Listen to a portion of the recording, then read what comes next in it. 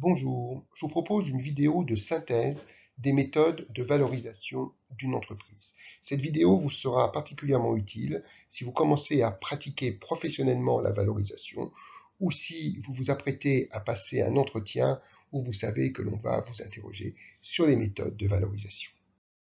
Alors il existe trois familles de méthodes de valorisation.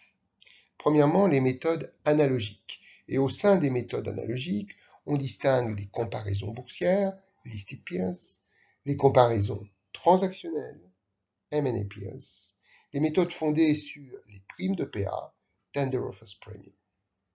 Deuxième famille de méthodes, les méthodes intrinsèques. C'est-à-dire des méthodes où l'on se fonde exclusivement sur les caractéristiques intrinsèques de la société à valoriser sans la comparer à d'autres entreprises, comme c'est le cas pour les méthodes analogiques.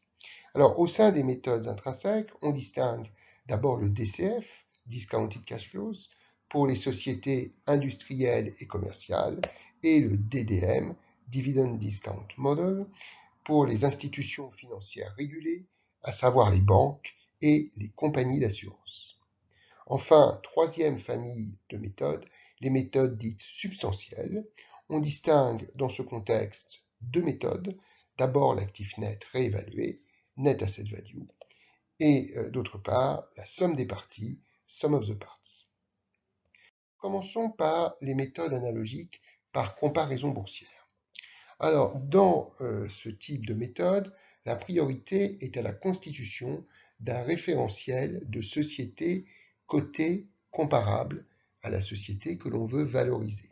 Alors, je tiens tout de suite à préciser que la société à valoriser peut être cotée ou non. Ce qui compte, c'est de trouver des comparables cotés.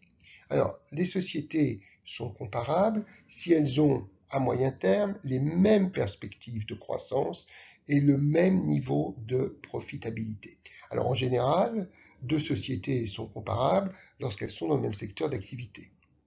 Si par exemple je veux valoriser Auchan, société non cotée, par comparaison boursière, je vais constituer mon référentiel boursier des sociétés de distribution à dominante alimentaire, à savoir Carrefour et Casino en France, à savoir Colruyt en Belgique, Ahold aux Pays-Bas, Tesco en Angleterre et Walmart aux États-Unis. Alors, une fois qu'on a constitué ce référentiel, il s'agit de déterminer des multiples d'agrégats passés. On prend le dernier exercice clos. Donc, quand on fait une valo en 2022, on va considérer l'exercice 2021, mais aussi des multiples d'agrégats prévisionnels. Ces multiples sont le multiple de chiffre d'affaires, valeur d'entreprise sur chiffre d'affaires, le multiple d'EBE, valeur d'entreprise sur EBE, le multiple de REX, valeur d'entreprise sur REX, le PER, capitalisation boursière sur résultat net, ou ce qui revient exactement au même, cours sur bénéfice par action, et dans le cas spécifique des institutions financières, le price to book value, c'est-à-dire la capitalisation boursière sur la valeur comptable des capitaux propres. Alors, je voudrais faire deux remarques. La première, c'est que la valeur d'entreprise, par définition, c'est la valeur économique des capitaux propres plus la dette nette. Si on utilise la valeur d'entreprise pour déterminer un multiple boursier, eh bien, on la calculera en prenant la capitalisation boursière plus la dette nette. Deuxième remarque, la valeur d'entreprise, comme je viens de le dire, comprend la dette nette, est augmentée du montant de la dette nette, alors que le chiffre d'affaires, le BE et le résultat d'exploitation ne sont pas affectés par les frais financiers engendrés par l'endettement financier net. En revanche, si je considère par exemple le PER, capitalisation boursière sur résultat net, le résultat net est déjà réduit des frais financiers puisqu'il intègre tous les produits et toutes les charges du compte de résultat. Par conséquent, on ne va pas à la fois réduire le dénominateur des frais financiers en considérant le résultat net et en même temps augmenter le numérateur de la dette financière nette. La remarque est la même pour le price to book. À partir du moment où les capitaux propres que j'ai au dénominateur intègrent le résultat net, déjà réduit des frais financiers, il n'y a pas de raison de rajouter au numérateur la dette nette pour calculer une valeur d'entreprise. Alors, nous avons un exemple sur la droite de valorisation d'une société S par comparaison boursière. Nous constatons que les comparables s'appellent A, B et C. Je voudrais faire remarquer que lorsqu'on fait une valorisation par comparaison boursière, on doit retenir la dernière capitalisation boursière disponible à la date de la valorisation ou une moyenne des capitalisations boursières de chaque société sur 1 à 3 mois. Donc ce que je veux dire, c'est qu'on a une seule capitalisation boursière. Par contre, on va avoir plusieurs dettes nettes. On va avoir une dette nette 2021, une dette nette 2022, et puis si on avait considéré des prévisions à plus longue échéance, on aurait pu avoir 2023 et 2024. Par conséquent, on a, je le répète, une seule capitalisation boursière, plusieurs dettes nettes, donc plusieurs valeurs d'entreprise. Si j'ai une dette nette 2021, une dette nette 2022, j'ai une valeur d'entreprise 2021, une valeur d'entreprise 2022. Alors, vous constatez que ce premier point, calcul de multiples, est illustré par la deuxième partie du tableau, où l'on voit la petite figurine 1, où l'on constate que, par exemple, le multiple de chiffre d'affaires de la société A pour 2021, c'est 1. Évidemment, j'ai rapporté la valeur d'entreprise de A en 2021 de 1100 à un chiffre d'affaires de 1100. Si je prends par exemple le multiple de BE 2022 pour la société B, eh bien, je rapporte la valeur d'entreprise 2022 de B de 2050 à le BE de 2022 de B de 240 et ce ratio, ce multiple est égal à 8,6. Deuxième étape, on calcule des multiples moyens par catégorie de multiples et par année. Ça veut dire qu'on va avoir un multiple de CA 2021, un multiple de CA 2022, un multiple de BE 2021, un multiple de BE 2022, etc. Et ces multiples moyens s'appellent des multiples sectoriels. C'est le deuxième point, et vous voyez dans le tableau sur la droite la petite figurine numéro 2 qui montre où se situent les multiples sectoriels. Troisième point, on applique ces multiples sectoriels aux agrégats correspondants de la société à valoriser. Donc on va appliquer le multiple sectoriel de chiffre d'affaires 2021, 1,06, au chiffre d'affaires 2021 de la société S de 300, ce qui nous donne une valeur d'entreprise de 319. Alors, quatrième chose, si on utilise des multiples fondés sur la valeur d'entreprise, comme on vient de le voir, on obtient une valeur d'entreprise, mais ce que l'on cherche quand on valorise une société, c'est la valeur de ses capitaux propres. Par conséquent, il convient, pour tous ces multiples de CA, de BE et de REX, qui conduisent à la valeur d'entreprise, il convient de déduire la dette nette qu'on suppose égale à 50 en 2021 et à 45 en 2022, et on obtient ainsi des valeurs de capitaux propres issues du multiple de CA, de BE et de REX. En revanche, si on applique un PER sectoriel, 10,2 en 2021, 9,3 en 2022, au résultat net de la société à valoriser, respectivement 40 en 2021 et 50 en 2022, on obtient directement la valeur des capitaux propres, à savoir 407 sur la base du PER 2021 et 466 sur la base du PER 2022.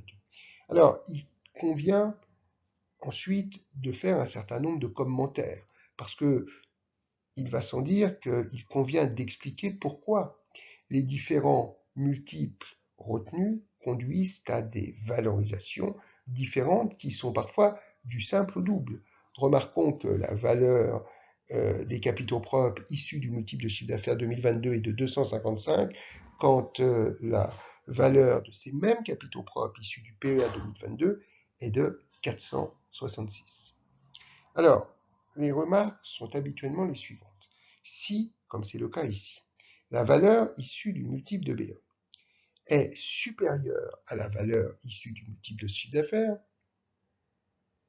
cela signifie que le taux de marge de BE de la société à valoriser est supérieur à celle de son secteur. Si la valeur issue du multiple de REX est supérieur à la valeur issue du multiple de BE, cela signifie que la proportion des dotations aux amortissements au regard de l'EBE est inférieure à celle du secteur.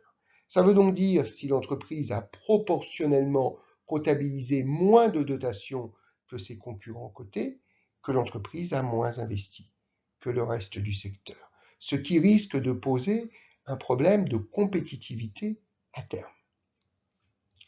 Dernière chose, nous constatons ici que les multiples de résultats nets, les PER, donnent des valorisations systématiquement supérieures à celles issues du multiple de REX. Ça veut donc dire que l'entreprise a davantage utilisé l'effet de levier que les sociétés du secteur.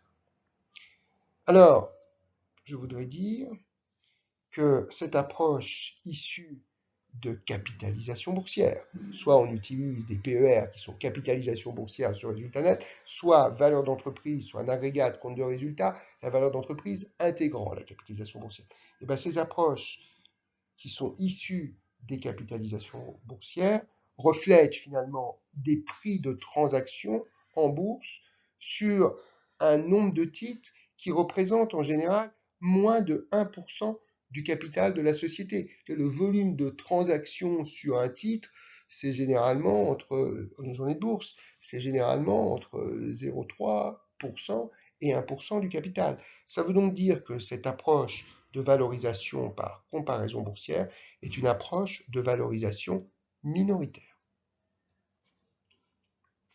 Je voudrais également faire remarquer quelques éléments sur les chiffres qui ont été obtenus. Si vous regardez les multiples sectoriels, vous constatez, on peut regarder le multiple de CA, de BE, de REX ou de PER, que, en principe, en tout cas, c'est le cas dans l'exemple qui est présenté ici, le multiple de 2022 est toujours inférieur au multiple de 2021. Et si on avait un multiple de 2023, il serait très probablement inférieur au multiple 2022. Pourquoi? Bien, tout simplement parce que les sociétés ont toujours des business plans volontaristes, c'est-à-dire que les hypothèses qui sous-tendent le business plan sont centrées sur de la croissance rentable.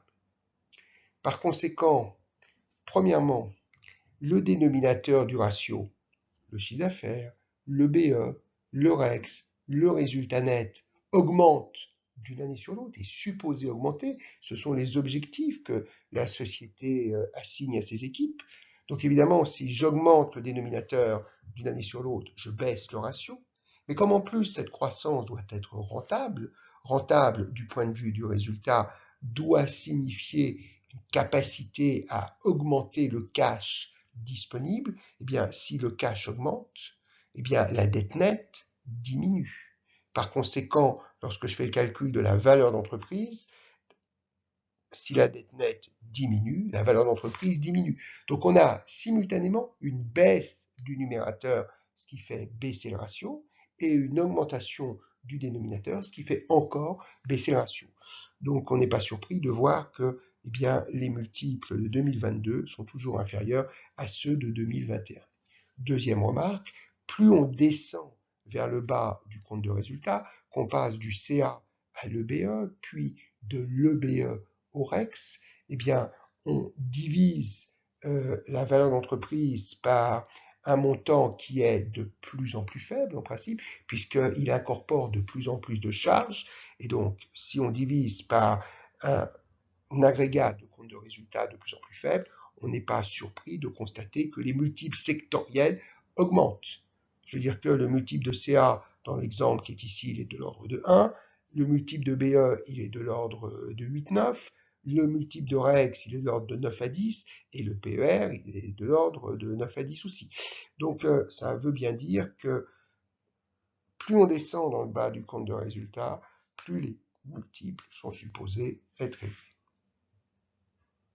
Je vous mets en commentaire des liens vers des 3 vidéos que j'ai déjà préparées sur les comparaisons boursières et qui détaillent encore plus ce genre de choses et qui expliquent notamment les différences entre des multiples de sociétés d'un même référentiel et qui explique également comment faire un graphique de synthèse.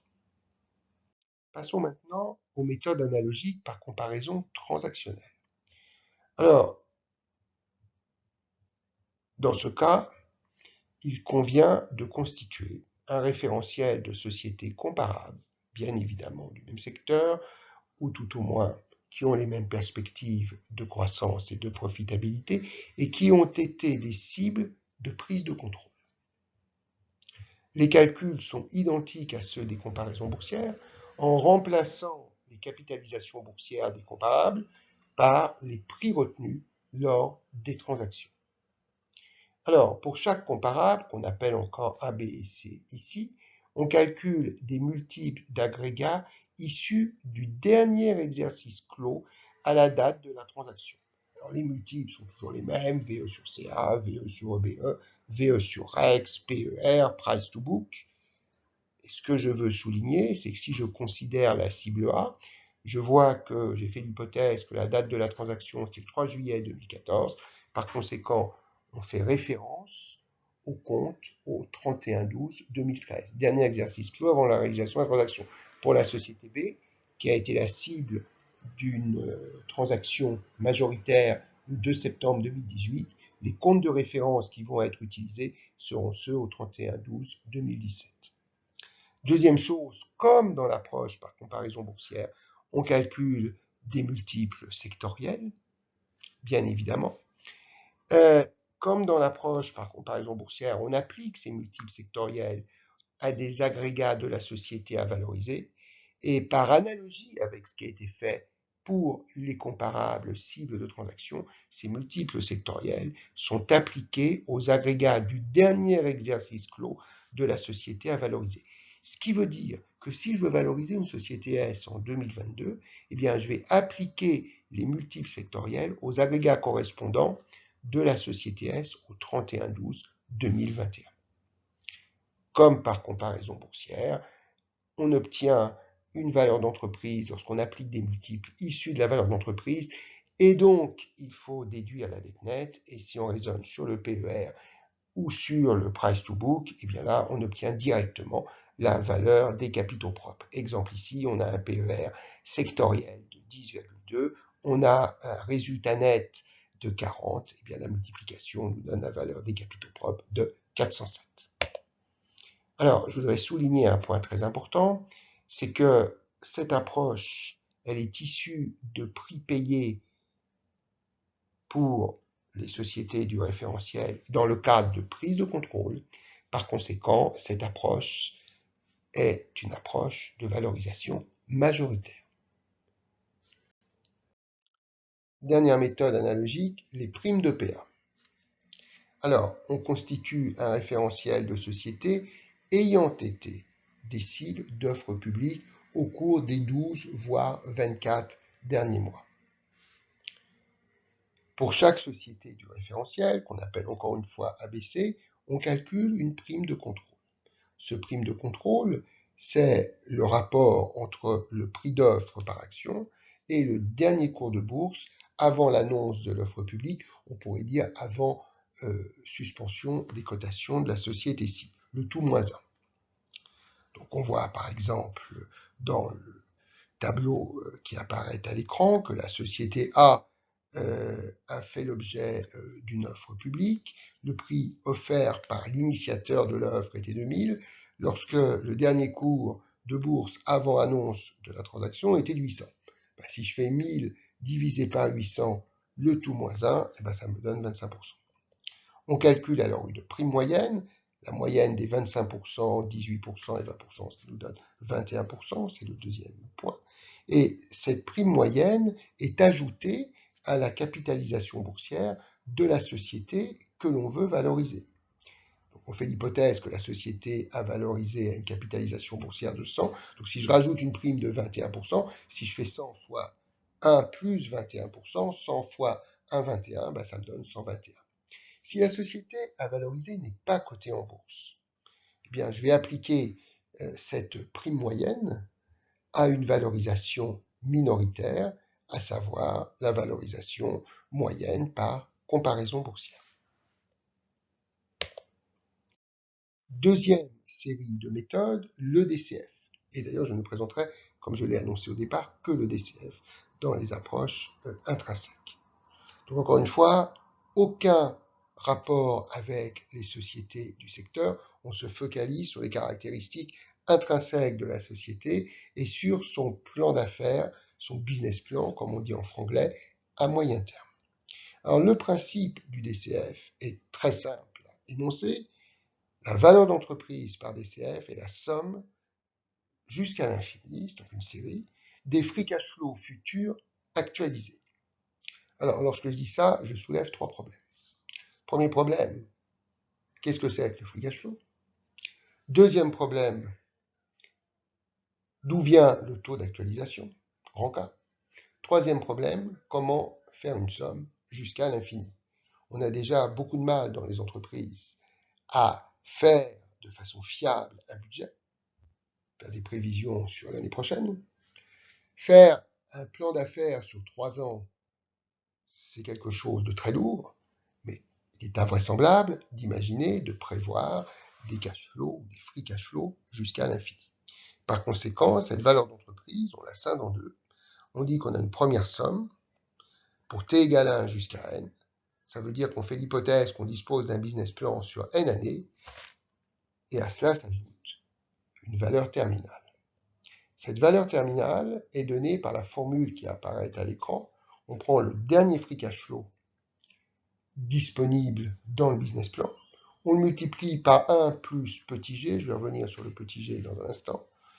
On divise par k moins g, et on actualise l'ensemble en divisant par 1 plus k puissance n. Alors, petit g, c'est ce qu'on appelle le taux de croissance à l'infini.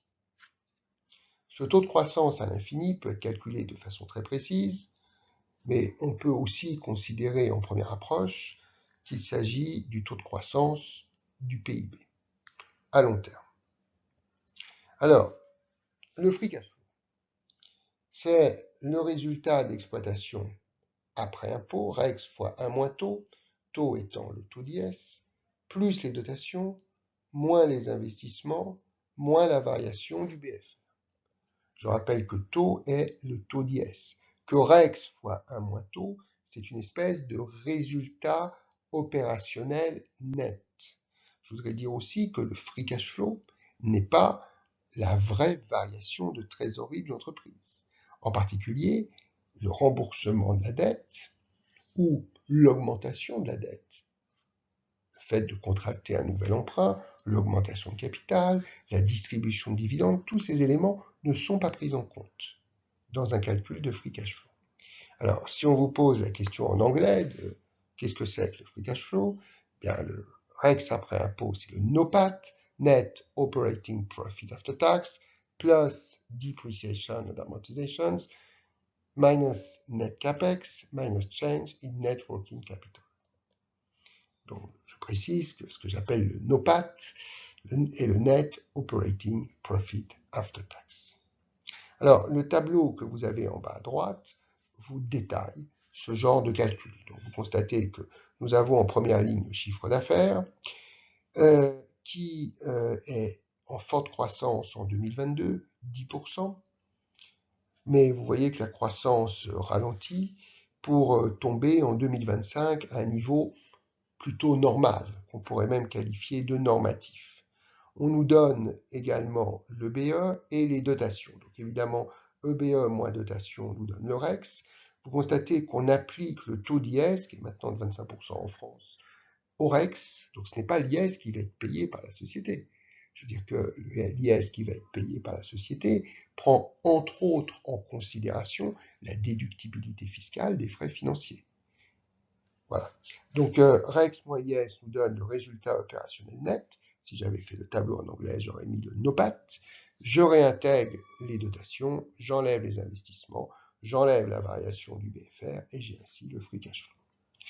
Alors, encore une fois, le DCF, c'est la valeur d'entreprise est égale à la somme des cash flows futurs actualisés, mais ce qui m'intéresse, ce n'est pas la valeur d'entreprise. La valeur d'entreprise est un calcul intermédiaire. Ce que l'on cherche quand on valorise une société, c'est la valeur économique de ses capitaux propres, qui est donc égale à la valeur d'entreprise moins la dette nette. Alors, une fois que j'ai dit ça, je voudrais revenir sur le taux d'actualisation. Le taux d'actualisation que j'ai noté grand K, c'est le CMPC, le coût moyen pondéré du capital. En anglais, le WACC, Weighted Average Cost of Capital.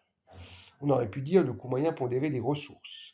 C'est le coût des capitaux propres, petit k, que multiplie le poids des capitaux propres dans le financement, CP sur CP plus D, plus le coût de la dette après impôt, I fois 1 moins taux, que multiplie le poids de la dette dans le financement.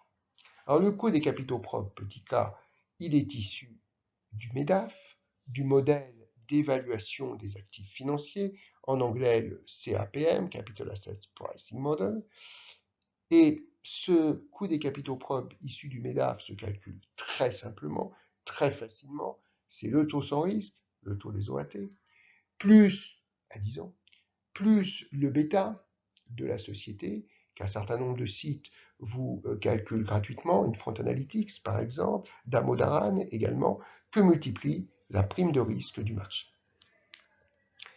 Donc je reprécise que CAPM veut dire Capital Assets Pricing Model. Alors, je précise aussi que petit i est le coût de la dette.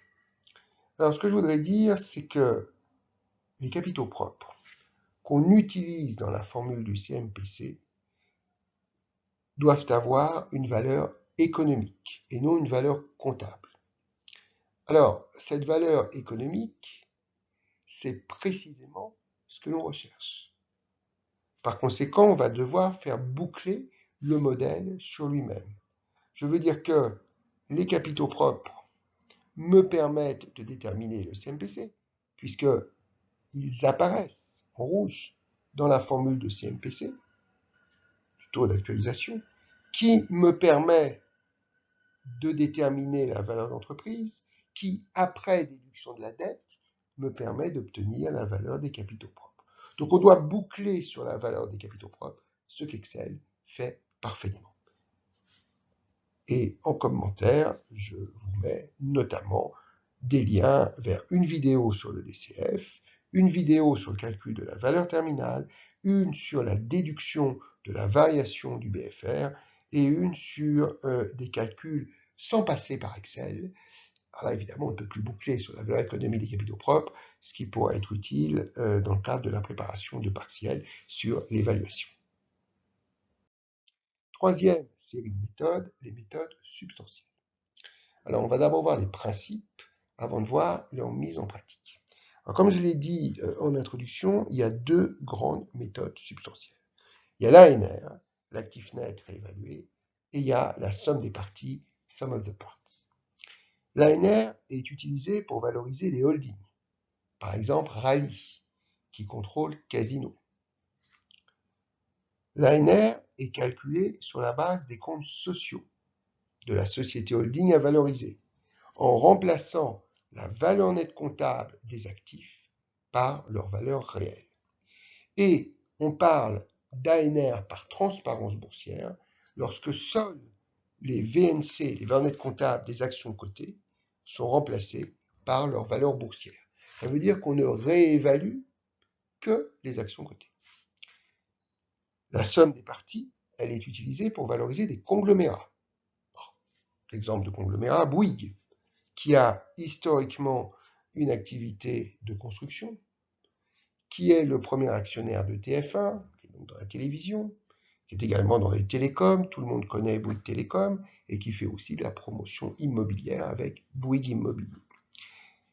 La somme des parties, elle est calculée sur la base des comptes consolidés, en déterminant la valeur d'entreprise de chaque entité, filialisée ou non, et si on fonde le calcul de la somme des parties sur la valeur d'entreprise, il conviendra, pour passer à la valeur des capitaux propres, de déduire la dette nette consolidée et, le cas échéant, les intérêts minoritaires. Ce que nous allons voir tout de suite. Donc passons à la dernière slide sur la mise en pratique des méthodes substantielles. Donc on raisonne sur une société H qui détient trois entités, deux filiales, au sens juridique du terme, deux sociétés contrôlées, A et B, respectivement à 80 et 70%, et puis une participation dans C détenue à 20%. Et puis elle a d'autres actifs, cette société H. Alors, j'ai fourni juste en dessous le bilan social de H. Bilan social par opposition au bilan consolidé. Donc nous voyons au bilan de H, à l'actif, de façon non surprenante, les actions A, B et C, respectivement, pour des VNC de 500, 900 et 300. Et puis nous avons d'autres actifs d'une valeur nette comptable de 100, ce qui nous fait un total de bilan de 1800. Au passif, nous avons des capitaux propres de 1300 et une dette nette de 500, ce qui nous fait 1800. Alors, il y a deux façons de calculer l'actif net réévalué. Et puis, on verra qu'on va le retrouver, parce que tout ça a été filialisé, en calculant, avec les chiffres dont on dispose ici, la somme des parties. Alors, pour calculer l'ANR, deux méthodes. Première méthode, on réévalue directement chacun des actifs. Alors, on va procéder par transparence boursière, ça veut dire qu'on ne va réévaluer que les actions cotées. Donc, la société H détient 80% de A, dont la capitalisation boursière est de 1000. Par conséquent, la valeur économique des actions A fondées sur la capitale boursière sera égale à 1000 fois 80%, ce qui fait 800. Pour les actions B, 70% de 2000, ça fait 1400. Pour les actions C, 20% de 3000, ça fait 600. Et puis les autres actifs, que je n'ai pas précisés davantage, vont être retenus pour leur valeur nette comptable, c'est-à-dire 100. On a donc un total de 2900. Un total de l'actif réévalué de 2900. J'enlève la dette nette, qui figure au passif du bilan social de H, 500, et j'obtiens l'actif net réévalué de 2400. Deuxième méthode. Je constate quelles sont les plus ou moins values latentes sur chacun des actifs. Donc, nous avions dans la première colonne les valeurs économiques des actifs. Dans la deuxième colonne, je reprends les valeurs nettes comptables qui sont à l'actif du bilan de H. En bleu. Et j'en déduis les plus ou moins values latentes. Donc sur les actions A, j'ai une valeur économique de 800. Pour une VNC de 500, j'ai donc une plus-value de 300. Pour les actions B, valeur économique 1400, VNC 900, ça fait une plus-value latente de 500. Pour les actions C, 600 moins 300 égale 300. Et bien évidemment, pour les autres actifs qui n'ont pas été réévalués, il n'y a pas de plus-value latente, 0. Donc le total des plus-values latentes, 300 plus 500 plus 300, ça fait 1100. Je rajoute ce total des plus-values latentes de 1100 à la valeur des capitaux propres comptables, 1300, et bien j'obtiens encore 2400. Passons maintenant à la somme des parties. Alors, j'ai dit qu'on allait d'abord calculer les valeurs d'entreprise de chacune des branches. Des branches, au sens économique du terme, qui sont ici filialisées. Donc d'abord, de la branche correspondant finalement à la société A. La valeur d'entreprise de A qui est cotée en bourse, c'est capitalisation boursière plus dette. Donc nous avons une capitalisation boursière de A de 1000, c'est marqué juste en dessous de grand A, plus une dette de 100, ça fait 1100. Pour B, toujours la même méthode, capitalisation boursière plus dette, capitalisation boursière de B de 1000, plus dette de 100, de 1200. Alors, j'ai retenu les valeurs d'entreprise, puisqu'on parle de filiales contrôlées. En revanche, pour la société C, on n'a pas de contrôle. H n'a pas de contrôle.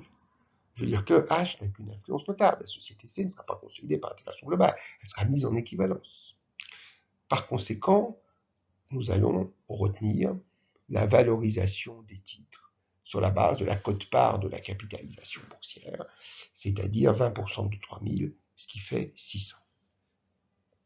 Quant aux autres actifs, eh bien, ils sont toujours valorisés à leur valeur nette comptable de 100. J'en déduis la valeur d'entreprise du groupe, dont H est maison mère, en faisant l'addition 1100 plus 2200 plus 600 plus 100, ce qui fait 4000. Pour avoir la valeur économique des capitaux propres, il convient d'abord d'enlever la dette consolidée. Alors cette dette consolidée, en faisant l'hypothèse qu'il n'y a pas d'opération intragroupe à retraiter, c'est la dette de la maison mère, la dette de H, 500, qui est dans son bilan social, plus la dette de A, 100, plus la dette de B, 200, ce qui fait 800 de dettes consolidées à déduire. Il convient enfin de déduire les intérêts minoritaires sur la base de valeurs économiques. Rappelons que H est actionnaire à 80% de A. Par conséquent, il y a 20% d'intérêts minoritaires. Et la valeur économique de ces intérêts minoritaires, c'est 20% de la capitalisation boursière de 1000, ce qui fait 200. Et pour B, on a 70% de participation de H dans B, donc 30% d'intérêts minoritaires appliqués à la capitalisation boursière de 2000. Et 30% de 2000, ça fait 600. Donc 200 plus 600, ça fait 800. Donc finalement, la valeur économique des capitaux propres par somme des parties, c'est la valeur d'entreprise de 4000, moins la dette consolidée 800, moins les intérêts minoritaires valorisés économiquement, j'insiste, 800, ça fait bien 2400. On retrouve ainsi l'actif net réévalué. Alors, c'est pas un coup de chance. Premièrement, ce n'est pas surprenant que, à partir du moment où on raisonne patrimonialement, on retrouve le même montant. Et puis, au-delà de ça, il y a une justification calculatoire. Si l'on regarde le calcul que l'on vient de faire, eh bien, on va s'apercevoir que, en fait, on a fait exactement le même que celui qui a été réalisé pour avoir l'actif net réévalué. En effet, à la première ligne du calcul, quand on calcule la valeur d'entreprise de A, qu'on obtient 1100, on a rajouté la dette de A de 100, que j'ai souligné. Mais quand on enlève la dette conso, on déduit cette dette de 100.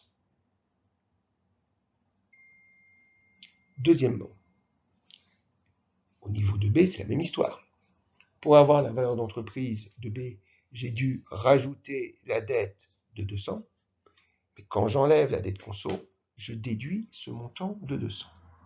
Donc finalement, tout se passe comme si l'ajout en haut du tableau de la dette n'existait pas, puisqu'ensuite, quand on calcule la dette conso que l'on va déduire, on retranche le montant correspondant. Par ailleurs, on doit déduire les intérêts minoritaires. Les intérêts minoritaires de A, c'est 20% de 1000, ce qui fait 200. Ça veut donc dire que je pars d'une valeur d'entreprise de A qui intègre la capitalisation boursière de 1000 et j'enlève 200 d'intérêts minoritaires.